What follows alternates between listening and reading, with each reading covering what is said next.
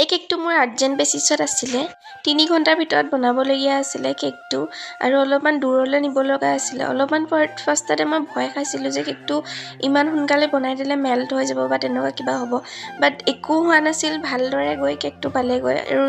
যিমান দূৰত নিব লগা আছিল ভালদৰে গৈ পালেগৈ কেকটো ফ্লেভাৰ আৰু ডেক'ৰেশ্যন একো দিয়া হোৱা নাছিলে গতিকে মই মোৰ মতেই বনাবলৈ চেষ্টা কৰিলোঁ যিকোনো কেক মোৰ মানে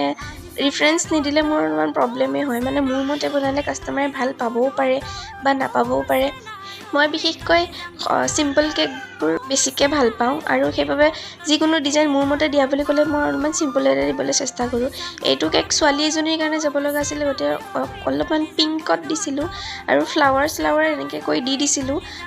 খাইছিলোঁ কাষ্টমাৰে ভাল পাব নে নাপাব বাট তেওঁলোকে ভাল পালে আৰু ৰিভিউ বহুত বেছি ভালকৈ দিলে ফ্লেভাৰটো ভেনিলাত আছিলে আৰু মই 400 চাৰ্জ কৰিছিলোঁ এইটো হ'ল ইয়াৰ ফাইনেল লুক কেনেকুৱা লাগিছে জনাব বাই